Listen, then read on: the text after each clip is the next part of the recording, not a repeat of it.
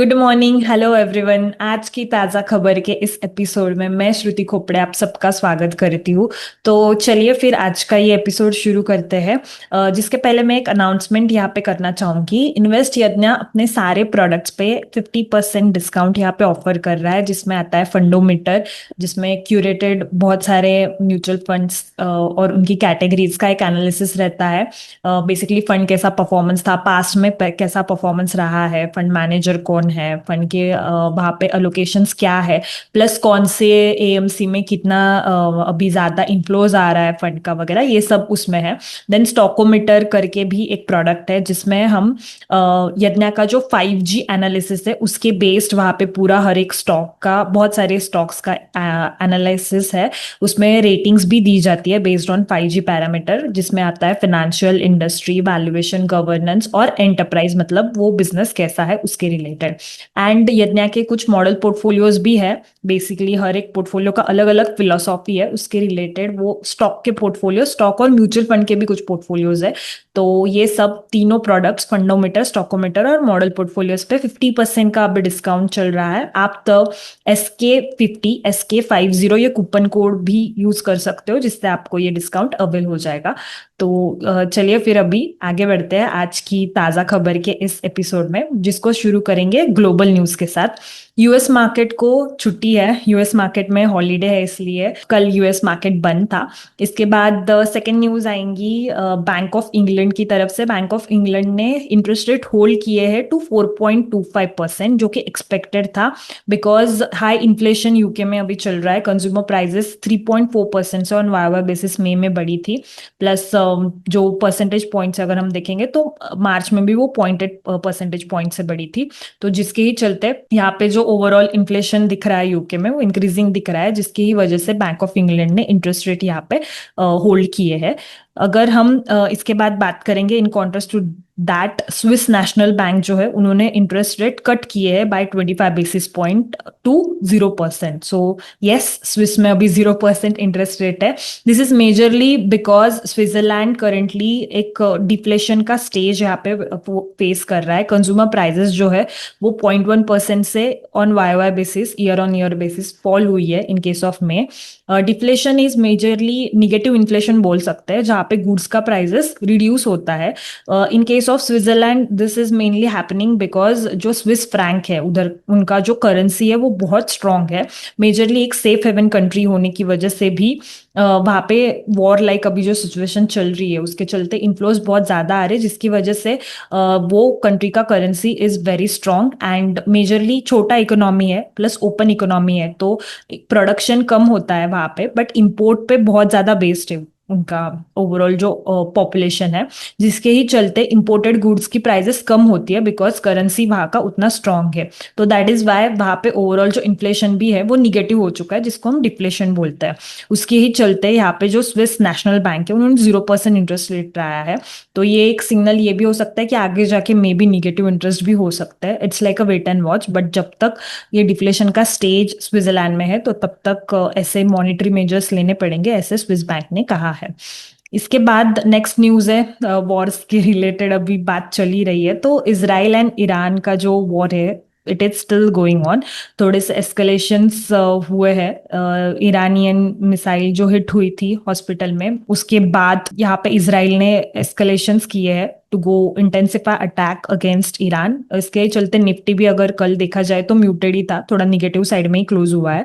Plus जो mister Donald Trump है उन्होंने भी अभी तक यूएस मिलिट्री को तो भी ऑर्डर्स यहाँ पे दी ही नहीं है for to attack on Iran, but it will be a wait and watch. But in case अगर ईरान पे यहाँ पे अटैक हुआ तो फिर ऑयल प्राइसेस पे यहाँ पे हिट आ सकता है, क्योंकि ओपेक कंट्रीज में जो आते हैं वहां पे ईरान का भी एक सप्लाई है, एंड जिसके चलते क्रूड ऑयल की प्राइसेस यहाँ पे फिर बढ़ने के चांसेस एक है। इसका impact already crude oil prices में दिख रहा है। अगर हम पास्ट 7 डेज का डेटा देखेंगे, जब से इसराइल ने वॉर करना चालू, मतलब इसराइल ने अटैक्स करना यहाँ पे स्टार्ट किया था, तो मोर देन 11% ये प्राइसेस ऑलरेडी बढ़ चुकी है। तो ये एक रिस्क है क्रूड ऑयल के प्राइसेस के लिए, ऐसा बोल सकते हैं। अभी आते हैं इंडियन इकोनॉमी के न्यूज पे। तो बैंक का क्रेडिट ग्रोथ जो है वो स्लो डाउन हो चुका है इन 2025। जो पिछले 3 साल का है उसमें लो पे ये आ चुका है। दिस इज मेजरली बिकॉज जो जियोपॉलिटिकल अनसर्टनिटी चल रही है उसके ही चलते bank credit growth in India 9% he record हुई है टिल डेट 2025 में मई तक का। प्लस अगर हम ये सिमिलर ही ग्रोथ देखेंगे तो 2024 में वो 19.8% था, 2023 में 15.5% था, तो उसके कंपेयर में अभी सिंगल डिजिट पे ही है as per RBI data. Absolute terms में बैंक ने ओवरऑल सिर्फ 15 लाख करोड़ लोन ये साल में डिसबर्स किए हैं। जो पिछले साल जैन टू मई 2024 अगर देखूं वो नंबर हम देखेंगे तो 27.73 लाख करोड़ था। उसके पिछले साल 2023 में ये सिमिलर नंबर 19 लाख करोड़ के आसपास था। तो काफी यहाँ पे एक डिप दिख रहा है बैंक लोन बैंक क्रेडिट में इन केस ऑफ 2025। अगर हम फिस्कल ईयर की बात करेंगे तो FY26 में अप्रैल टू मई में बस 0.2% का ही यहाँ पे ओवरऑल क्रेडिट ग्रोथ हुआ है अमाउंटिंग टू 43,000 करोड़, जो कि शार्पली लोअर है एज कम्पेयर टू FY25 में वो नंबर 3.5 लाख करोड़ था। मेजरली डिक्लाइन ये नॉन फूड क्रेडिट जो लोन्स है उसमें एक मेजर डिक्लाइन दिख रहा है। प्लस अभी जियोपॉलिटिकल टेंशंस भी इतनी सारी चल रही है, ट्रेड रिलेटेड भी डिसरप्शन है, टैरिफ्स का मतलब पॉज तो लग चुका है बट जो फ्री ट्रेड डील्स वगैरह है वो भी ऑन गोइंग है, तो उसके ही चलते एक आगे जाके और अगर क्रूड प्राइसेस की वजह से ये जो वॉर चल रहा है ईरान इजराइल का, तो वहां से अगर क्रूड प्राइसेस पे भी कुछ इम्पैक्ट आया तो वो भी एक अनसर्टेनिटी बोल सकते हैं। तो इसका ही ओवरऑल इम्पैक्ट हुआ है जिसकी वजह से लोअर क्रेडिट डिमांड है, ऐसा काफी सारे एनालिस्ट ने भी कहा है। यही इसके रीजंस दिखते हैं। प्लस रिसेंट में ही आरबीआई ने जो रेट कट भी किया था एंड सीआरआर जो रिजर्व्स रखने के लिए भी वहां पे जो रेशियो थे कैश रिजर्व्स के लिए वो भी रिड्यूस किए थे, तो वहां से भी यही एक्सपेक्टेशन है कि क्रेडिट के लिए क्रेडिट ट्रांसमिशन के लिए एक यहाँ पे इंप्रूवमेंट होगी, प्लस लिक्विडिटी भी बढ़ेगी। But because of all these ongoing global level की अनसर्टेनिटी ये एक थोड़ा सा स्लोअर पेस दिख रहा है in case of bank credit. इसके बाद नेक्स्ट न्यूज है, India has recorded highest growth in power generation after US and China in last 5 years। ये इंटरनेशनल एनर्जी एजेंसी ने यहाँ पे एक रिपोर्ट दी है, उसके अकॉर्डिंग है।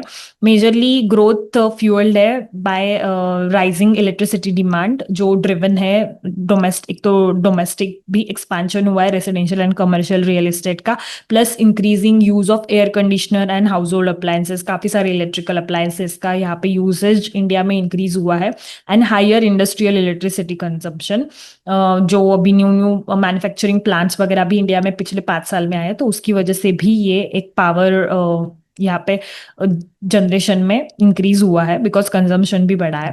एंड सेकेंडली इन अगर रिन्यूएबल एनर्जी के केस में देखेंगे तो वहां पे भी across all different different types of energy sources यहाँ पे पावर जनरेशन बढ़ा है। इसके बाद आते हैं स्टॉक स्पेसिफिक न्यूज पे। तो स्टॉक स्पेसिफिक न्यूज में फर्स्ट न्यूज है केन्स टेक्नोलॉजी की तरफ से, company is likely to launch 1600 crore का QIP। कंपनी ने प्लान किया है ये QIP का अकॉर्डिंग टू एक न्यूज रिपोर्ट है, उसके हिसाब से QIP से एक्सपेक्टेड है कि 4% का यहाँ पे इक्विटी का डाइल्यूशन हो सकता है, जो मेजरली कंपनी यूज करेगी funds for capacity expansion. Kaynes technology basically एक EMS प्लेयर है, प्लस हमारे काफी सारे पोर्टफोलियोज में भी है ये स्टॉक। तो मेजरली ये लोग IoT एनेबल EDSM सॉल्यूशंस देते हैं ऑटोमेटो, एरोस्पेस, डिफेंस, मेडिकल, रेलवेज, ये सारे सेक्टर में, जहाँ पे ये इलेक्ट्रॉनिक्स मैन्युफैक्चर भी करते हैं, प्लस उसका एंड टू एंड डिजाइन वगैरह वो सब भी ऑफर करते हैं। दो ये news according to that news report बाद में आई है आफ्टर मार्केट, सो स्टॉक ने इतना कल रिएक्ट नहीं किया है, अभी वेट एंड वॉच सिचुएशन यहाँ पे रहेगा। बट QIP मेजरली जो इनका overall scale expansion plus manufacturing capacity enhance करने में ही फंड्स यूटिलाइजेशन होने वाला है, उसकी वजह से QIP कर रहे हैं, ऐसा कंपनी का वो रिपोर्ट का यहाँ पे कहना है। नेक्स्ट न्यूज है नेस्ले इंडिया की तरफ से। नेस्ले इंडिया ने यहाँ पे एक बोर्ड मीटिंग की डेट अनाउंस की है 26 जून, जहाँ पे वो first ever bonus share issue के रिलेटेड डिसीजन लेंगे। अगर वो बोर्ड मीटिंग में वो डिसीजन पास हुआ तो उसके बाद जो नेसेसरी अप्रूवल्स रहेंगे उस जो रेगुलेटरीज के वगैरह। उसके बाद यहाँ पे company bonus issue first ever यहाँ पे अनाउंस करने वाली है। बोनस इशू मतलब जो एग्जिस्टिंग शेयर होल्डर्स है उनको फ्री में एडिशनली शेयर देते हैं। यहाँ पे एक रेशो भी कंपनी देगी। सपोज 1:10 का अगर बोनस इशू रहेगा तो फॉर एवरी 10 शेयर्स जो एग्जिस्टिंग शेयर होल्डर ने हेल्ड किया रहेगा उस पे कंपनी की तरफ से एक शेयर एडिशनल मिलेगा। तो यहाँ पे मार्केट कैप में एज सच कुछ चेंज नहीं होगा, बट नंबर ऑफ शेयर्स जो है वो डेफिनेटली बढ़ जाएंगे। तो ये फर्स्ट एवर बोनस इशू यहाँ पे कंपनी देने वाली है, प्रोवाइडेड टू जो बोर्ड मीटिंग में इनका अप्रूवल्स होगा उसके बाद ही। नेक्स्ट न्यूज है ड्रीम फोक्स की तरफ से। ड्रीम फोक्स ने यहाँ पे जो रिपोर्ट्स आई थी कि उनके साथ पार्टनरशिप काफी सारे बैंक और कार्ड नेटवर्क्स कैंसिल करने वाली है, वो सबको डिनाई किया है। ड्रीम फोक्स का जो शेयर भी है वो कल 10% से ऑलमोस्ट ड्रॉप हो गया था, जिसका मेन रीजन यही था कि काफी सारी रिपोर्ट्स आई थी जिसमें ऐसा था कि major bank and card networks like ICICI bank, Axis bank, Mastercard ये शिफ्ट हो सकती है from DreamFolks to form direct partnership with airport lounge operators. Basically जो एयरपोर्ट में लॉन्च ऑपरेटर्स होते हैं वहां पे DreamFolks acts as a mediator बोल सकते हैं। बट लेटर मैनेजमेंट ने एक न्यूज चैनल पे क्लैरिफिकेशन दिया कि ये सारी रिपोर्ट्स गलत है, ऐसा कोई पार्टनरशिप कैंसलेशन नहीं हुआ है, इंटैक्ट है सारे रिलेशनशिप विद देयर क्लाइंट्स, मतलब ये जो बैंक्स और क्रेडिट कार्ड नेटवर्क्स है, जिसके ही चलते आगे जाके अभी एक क्लैरिफिकेशन आया है। मेजरली कंसर्न्स ये सितंबर 2024 में एक यहाँ पे डिसरप्शन आया था उसके बाद ही कंपनी की तरफ से दिख रहा है। कस्टमर्स को कुछ लॉन्च एक्सेस में यहाँ पे इश्यूज आए थे due to suspension of services.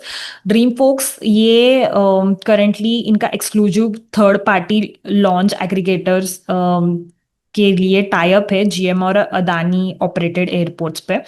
Adani airports ने तभी जब सितंबर 2024 में ये कस्टमर्स के रिलेटेड प्रॉब्लम आई थी तो ड्रीम फोक्स को ही यहाँ पे ब्लेम किया था for violation of service agreements.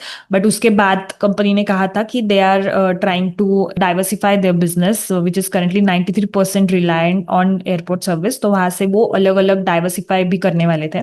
इन 2025 अगर FY25 की हम बात करेंगे तो कंपनी ने 30 क्लाइंट्स को यहाँ पे ऑनबोर्ड किया है, जिसमें कुछ ट्रैवल एजेंट्स OTA है जो ऑनलाइन ट्रैवल एजेंट होते हैं, प्लस लॉयल्टी फर्म्स भी है। And apart from this other services airport जो एयरपोर्ट पे इंक्लूड होती है जैसे फूड एंड बेवरेज, वेलनेस वगैरह, इसके रिलेटेड सर्विसेज के लिए भी company act as a aggregator.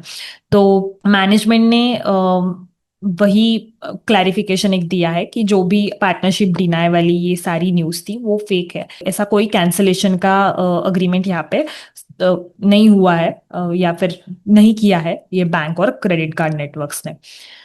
Then another news is like अभी न्यू गोल्ड लोन के रिलेटेड जो रूल्स पहले अनाउंस हुए थे वो भी स्टार्ट होने वाले हैं since 1 April 2026।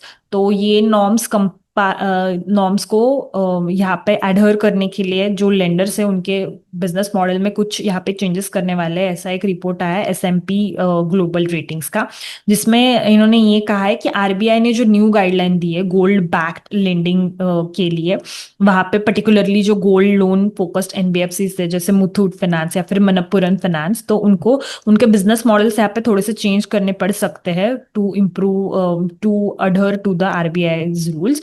This is mainly because RBI ने अर्लियर जो रूल बुक भी इशू की थी वहां पे उनको चाहिए कि कैश फ्लो बेस्ड यहाँ पे क्रेडिट असेसमेंट हो, प्लस स्ट्रिक्टर मॉनिटरिंग रूल्स रहे जिसके वजह से एक ट्रांसपेरेंसी भी बढ़ेगी, एंड प्लस यहाँ पे जो गाइडलाइंस है जिसकी वजह से शॉर्ट टर्म जो कंजम्पशन लोन्स है वहां पे भी एक फ्लेक्सिबिलिटी बढ़ेगा। बट जिसके चलते ही ये ट्रांजिशन फेज को लाने के लिए ये जो सारी कंपनीज है जो गोल्ड लोन्स देती है उनको यहाँ पे अपफ्रंट कंप्लायंस कॉस्ट उनकी बढ़ने वाली है, एंड उनको जो एग्जिस्टिंग भी लोन्स है वो भी रिवैम्प करने पड़ेंगे, उनकी अंडरराइटिंग सिस्टम भी यहाँ पे रिवैम्प करनी पड़ेगी। तो एक जैसे हायर गोल्ड डिपेंडेंस लोन वाली जो कंपनीज है मुथूट एंड मनप्पुरम, इनके लिए यहाँ पे एक significant operational and financial adjustment रहने वाला है because of this changing gold loan related जो नॉर्म्स है जो RBI ने बोले हैं। ये कंपनीज को RBI ने अप्रैल 1, 2026 तक टाइम दिया है सो दैट तभी तक इनको ये सारे नॉर्म्स को कंप्लाई करना है। तो दैट्स इट, आज के लिए बस इतना ही। आई होप आप लोगों को आज का वीडियो अच्छा लगा होगा। मुझे कमेंट्स में जरूर बताइएगा कि आपको ये कैसा लगा, and have a great day ahead. Thank you so much.